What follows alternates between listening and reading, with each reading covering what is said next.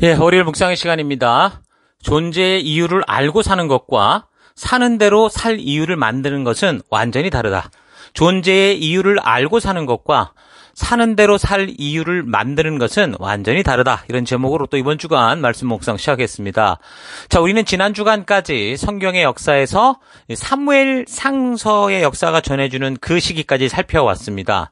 이번 주간에는 이제 사무엘 하를 살피는데 서론적인 부분으로 먼저 우리가 사무엘 하를 좀 바르게 이해할 수 있는 여러 가지 그 역사적인 이야기들과 또 이 상황들을 좀 살펴보려고 합니다.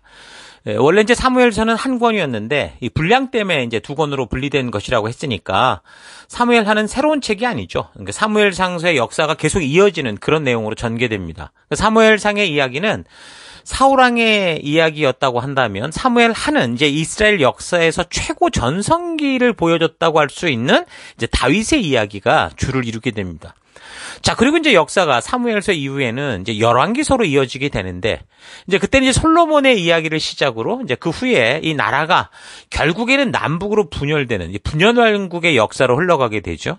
그래서 결국 열왕기하서 이제 마지막 장에는 어떤 내용이 나오냐? 예루살렘 성전이 결국 파괴되고 남유다가 이 바벨론에 의해서 이제 멸망하는 이야기, 그리고 남은 유다 백성들이 바벨론의 포로로 잡혀가는 그런 이야기로 역사가 이제 마무리됩니다. 그렇게 해서 이제 포로 생활이 시작되는데 이제 70년 만에 하나님의 약속대로 다시 예루살렘으로 귀환하는 역사가 이제 흘러가고 이제 그런 역사에 대한 이야기를 이제 에스라서가 기록하고 있죠. 자, 그러니까 성경의 흐름의 실제 역사는 열왕기 후서 이후에 이제 에스라서로 이렇게 이야기가 연결된다고 볼 수 있는데, 지금 우리가 가지고 있는 성경에는 열왕기서와 에스라 사이에 뭔가 또 껴있죠. 바로 역대상하서가 있습니다. 역대상하서는 역사적으로 볼 때 그 이스라엘이 포로 생활 후 이제 1차로 귀환을 하게 되는데, 그래서 와서 이제 우여곡절 끝에 예루살렘에 제2성전을 세우고 난 후 한 60년 정도가 지나서 이제 2차 귀환을 했던 이 사람들이 있었습니다.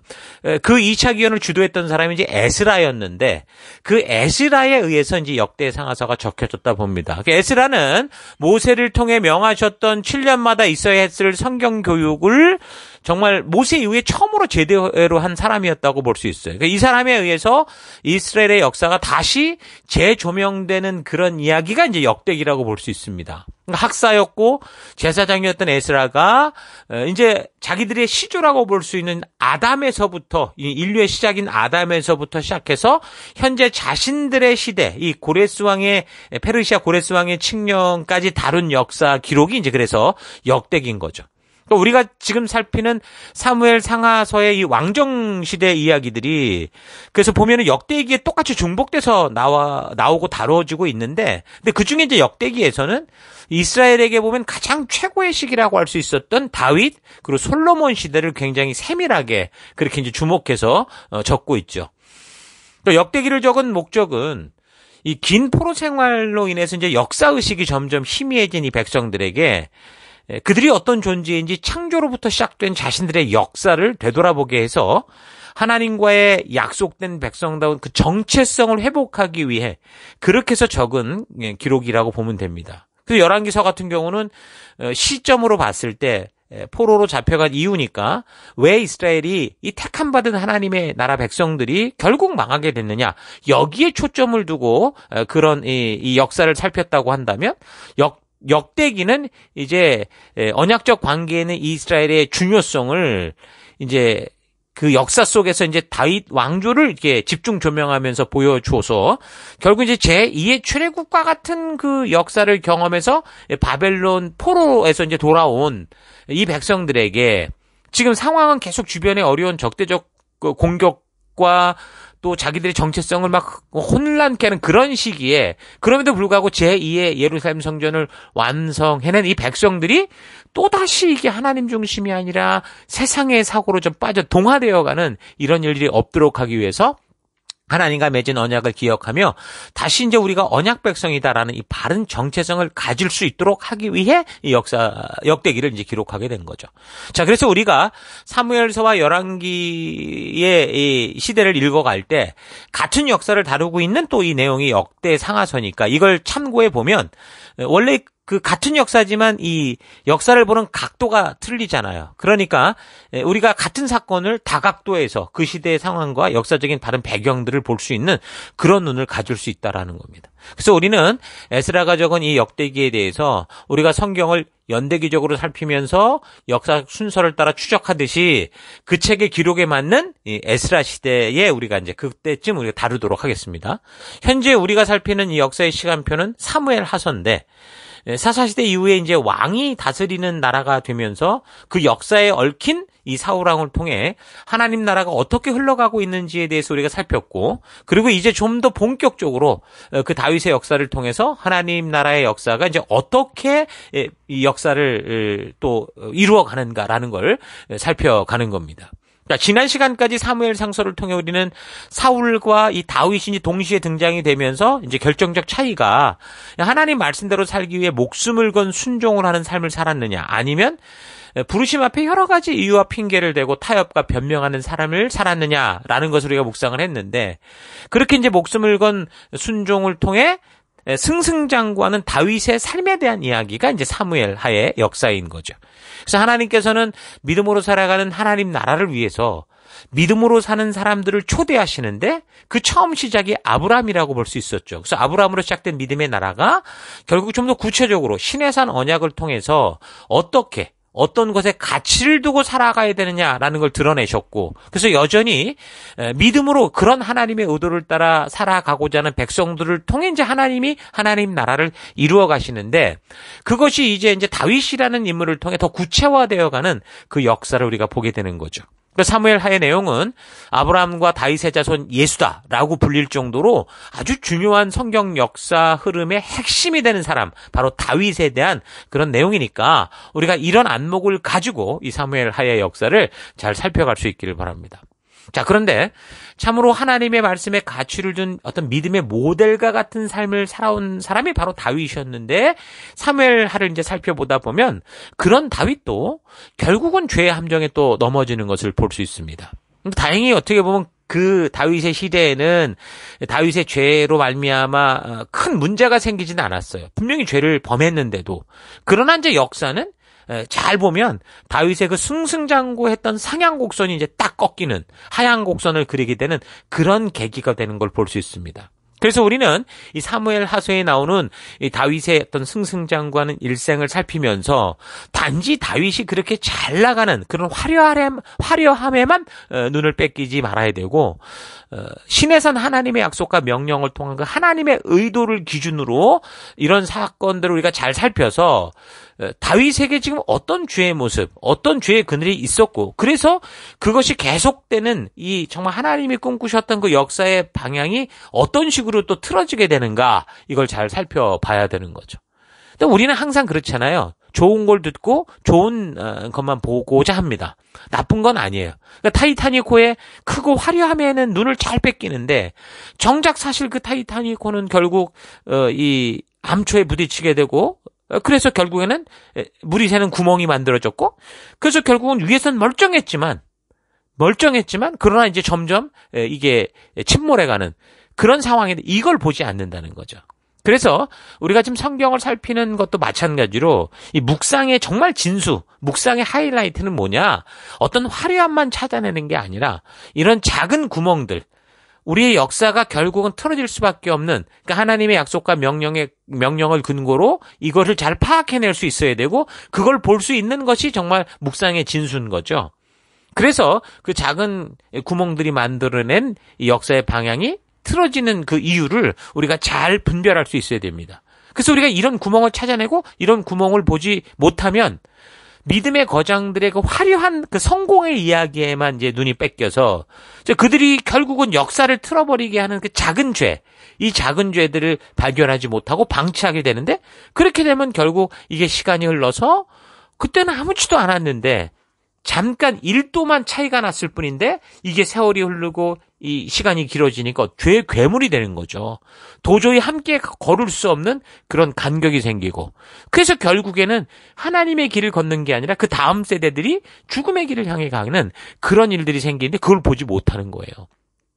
자, 그래서 우리는 다윗의 화려한 인생이 나오는 이 사무엘 하의 이야기를 통해서 다윗이 가지고 있는 축복받을 만한 그 순종의 태도가 있죠. 삶의 자세를 배우기도 해야 되지만 동시에 그가 범하는 작은 죄들이 결국 다음 세대에 어떤 영향을 주게 되는가를 좀 우리가 잘 살펴서 오늘 우리가 살아가는 이 시대에 우리가 바르게 온전하게 우리의 삶에 적용해서 보다 건강한 믿음의 거장들, 다윗의 실수를 보았으니 우리는 다윗의 실수를 거름 삼아서 더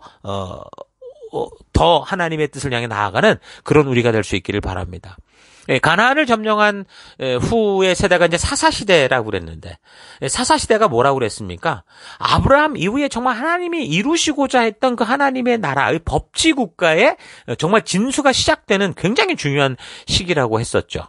근데 약속의 땅에서 가나안에서 하나님의 명령과 약속대로 초대를 받고 명령과 약속대로 바르게 살아서 이제 시내산에서 하나님과 언약했던 것처럼 이들이 이제 보냄을 받은 그 땅에서 열방 속에 하나님의 거룩한 제사장 나라요 세상의 빛과 소금된 백성으로 살아가야 되는데, 그래서 이제 진정한 하나님 나라를 이 땅에 이루어가는 온 열방이 알게 하는 굉장히 중요한 시기였는데, 근데 그 언약 백성들이 가나안 정복 전쟁의 첫 순간부터 적당히 막 이렇게 순종했죠. 처음부터 온전한 진멸, 헤렘의 전쟁을 바르게 치르지 못함으로 말미암아 결국은 어떻게 돼요? 그들과 함께 거하게 되고 동거하게 되고 그러다가 점점 자신들의 정체성을 망각해서 그 가나안에 동화되고 말죠. 그래서 하나님의 명령과 약속이 분명히 있는 언약 백성이었음에도 불구하고 자신들의 살아갈 이유를 잊어버리고 이제 세속으로 자꾸 흘러가는 그런 역사로 꺾였던 겁니다. 그렇다면 사실 신명기 28장에 나오는 그대로 하나님이 그 약속을 통해 말씀하셨던 대로 이 불순종의 결과 그냥 심판과 멸망 이러면 끝이 되는 건데, 자, 신명기 28장에 뭐라고 그랬습니까? 25절 여호와께서 내 적군 앞에서 너를 패하게 하시리니 네가 그들을 치러 한 길로 나가서 그들 앞에서 7길로 도망할 것이며 네가 또 땅의 모든 나라 중에 흩어지고 너의 시체가 공중의 모든 새와 땅의 짐승들의 밥이 될 것이나 그것들을 쫓아내줄 자가 없을 거다. 이렇게 얘기를 했거든요. 그럼 계약 위반으로 그 계약 위반 시 처벌을 받으면 그 하나님의 법대로 따지면 그게 다 끝인 거죠. 사실 이미 그렇게 하나님의 경고하셨던 대로 좋지 않은 일들이 그들에게 그들의 불순종으로 말미암아 결국은 이미 사사시대 350년에 걸쳐서 그게 흩어져 가고 있었고, 그리고 사울 왕 시대 그들이 원했던 그 왕정 정치 첫 왕 사울 왕 40년 그 시대를 거쳐서도 결국 계속 무너지고 있었던 겁니다. 그러니까 거의 400여 년의 시간이 흘러갔는데, 근데 하나님께서는 그의 백성들의 오랜 불순종으로 인해서 심판의 칼을 들고 홍수로 그냥 멸망시키고 이렇게 하지 않으시는 거죠. 여러분, 사실 400년을 참는다라는 것은 참는 게 아니라 그냥 잊어버린 게 아닌가 이렇게 생각될 정도로, 그래서 사람들이 어떻게 생각했냐면 마치 하나님이 없는 것처럼, 하나님이 없구나, 심판이 없고 징계가 없으니까 없다라고 생각을 하게 되거나, 또는 더 나아가서 하나님이 없는 것처럼 마치 세속의 사람들이 하나님의 역사를 모르게 하나님을 조롱하는 것과 같은 그런 식의 정말 배도하는 생각들로 빠지게 되는 거죠. 그러니까 하나님이 필요 없는 왕정 정치가 우리에게 필요하다 이렇게 얘기를 하는 거예요. 하나님은 400여 년의 오랜 세월 동안 왜 신명기의 약속대로 그 법대로 그냥 집행하지 않았을까요? 그렇게 모욕을 받으시면서도. 여러분, 그것은 바로 하나님께서 바로 사랑과 은혜의 하나님이시기 때문에 그래요.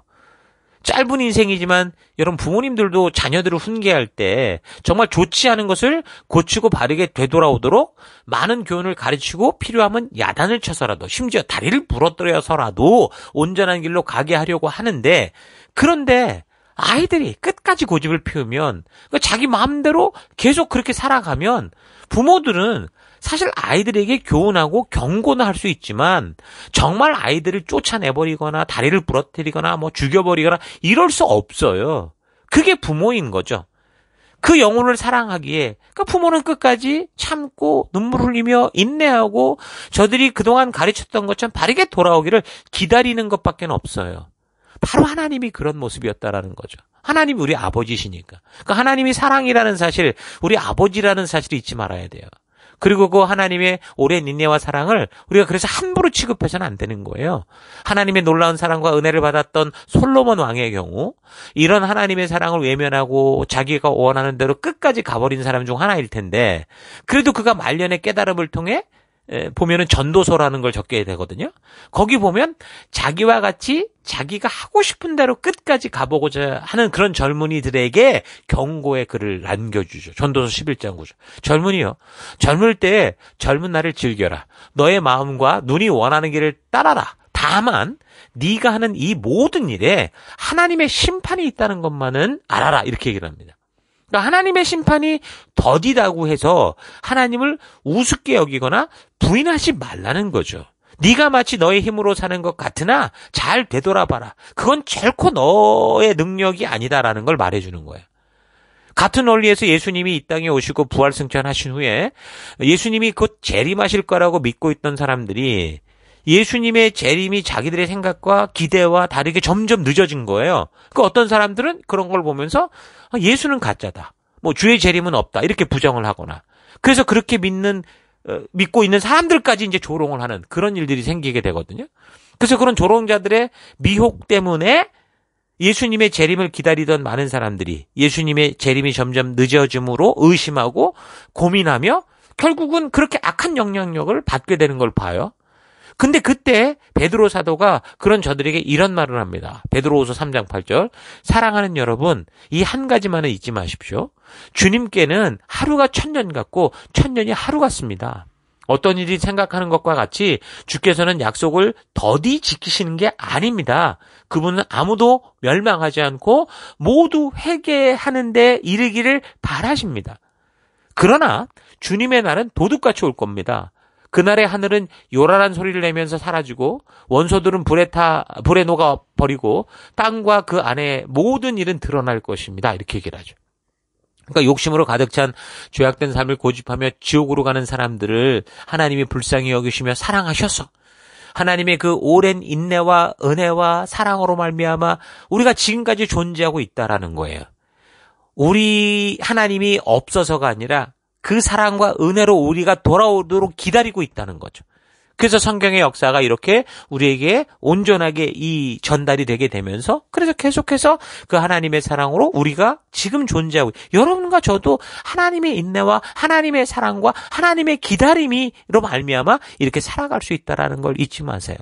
여러분들이 젊기 때문에 여러분이 능력이 있기 때문에 지금 이렇게 살아가는 게 아니라고요. 가나안 사명의 땅을 주시고 하나님의 언약 백성이 된 이스라엘이 하나님 나라를 세우고 하나님 나라 백성답게 거룩한 삶을 살며 열방의 제사장 나라가 되는 이 삶의 길을 걸었어야 하는데 계속해서 하나님과 맺은 언약을 잊어버리고 자기의 욕심과 생각대로 살아가는 그런 사사시대 350여 년의 기간 동안 하나님은 계속해서 사랑과 은혜로 그들을 세우시고자 사사들을 불러 그들을 고치시고 그들을 지키시고 계속 그 하나님과 맺었던 언약, 그 정체성, 그 부르심 앞에 그들을 불렀었죠.